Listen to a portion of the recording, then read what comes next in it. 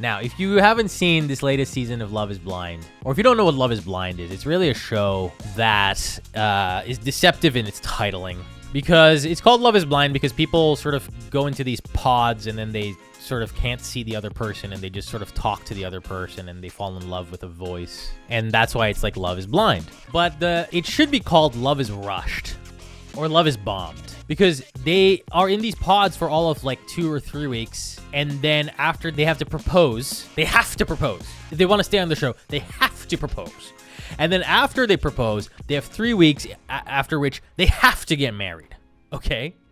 So the show acts as if it hinges on this concept that the love is blind and they can't see each other, and oh, it's this social experiment, and will it work? Is love truly blind, or is it tethered to how the other person's physical appearance? And really what it hinges on is the fact that you have to propose in 3 weeks and you have to get married in 6. So it's just that you're rushing the entire thing. And it's funny because it's like a liberal show, right? Because it's on Netflix. They go to these liberal states like Denver, Colorado, and somewhere in Wisconsin is the last I remember.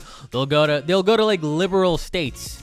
Generally speaking, they're not going to Texas. They're not going to Arkansas. They're going to these places, right? And so obviously, when they go to these places, you'll get all the liberal buzzwords being thrown around, like narcissism, and like you'll get couples.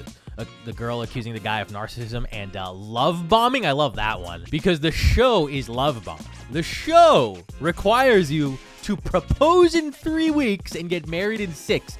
And within that, there are still people going, "You're love bombing me," which is fucking priceless. Anyway, what happens here is a young Asian man named Patrick falls in love with a blonde white whore.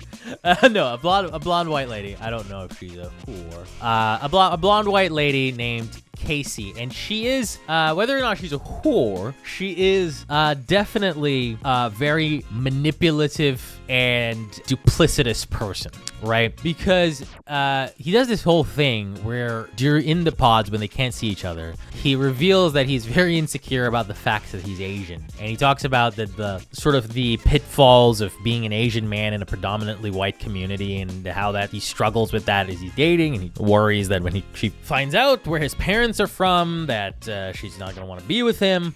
And she reassures him, and she's like, no, that's fine. No, I don't care. You know, where you're from. You know, this connection is about me and you. And he's like, fuck yeah, dude, that's awesome. He talks like an Asian Shane Gillis for some reason. He's like, yeah, dude, that's fucking awesome, dude. And then they meet, and this happens. He's not a bad-looking guy in any sense, but he deserves somebody that is so obsessed with him. That's not you? No. So she's not obsessed with him. Prior to seeing him, she was obsessed with him inside the pods. To the extent where she said yes to getting married to him. But then she saw him, and he was, he's an okay looking guy. She probably was thinking like he's like a super hot Asian, and he's not. He's like an okay looking Asian. She very explicitly says, I can't see my attraction to him growing. And then she breaks up with him, but in the weirdest way, where she reassures him constantly that she's not breaking up with him. She strokes his hair, makes out with him, straddles him, jumps on him, gives him every indication that she's wildly still into him, but just wants to leave the show. Just wants to leave the show, and they can meet up later. And then apparently she ghosts him and keeps the ring. So, kind of duplicitous.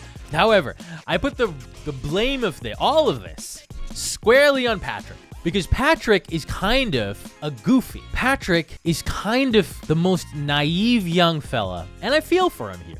But he is so naive. Like, look at how... For her appearance, just because how beautiful she is, but I got to know her on a really deep level. I'm super excited. I love her. We're going to have the most beautiful baby you've ever seen. Just to smell her pheromones. I don't know the right word right now. Pheromones. Her pheromones just smell like love. Like they just felt like she just has such a good heart.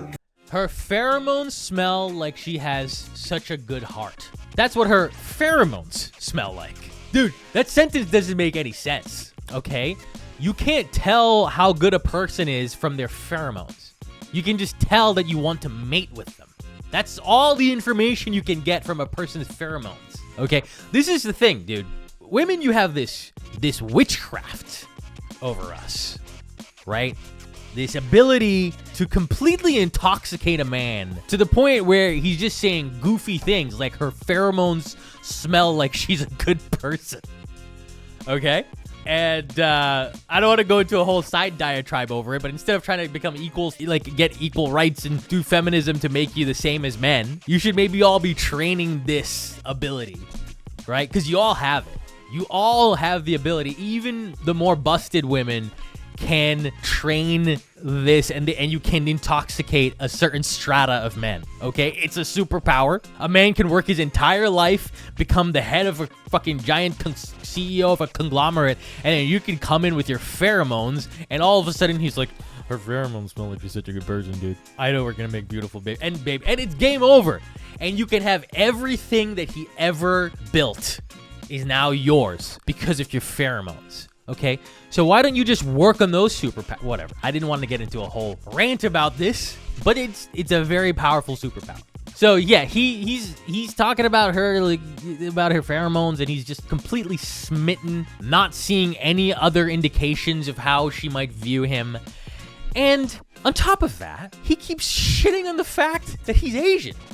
He keeps going like, man, dude, I'm so lucky, dude. Like, you didn't even know what was going to happen coming into this. Like, I'm just some Asian dude. Like, I'm just some Asian guy. He just like starts going, I'm some Asian guy.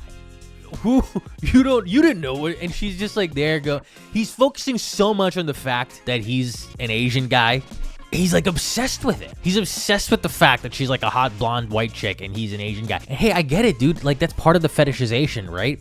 If you're gonna smash a hot blonde chick and you're like an Asian or a fucking Indian, like, I get that component of it. But here's what you can do. You can like shut the fuck up about it to the girl you're trying to woo. I think that's like the bare minimum you can do, is not whinge and moan and fetishize it every single fucking second, because I'm sure there are other components to you that made her like you.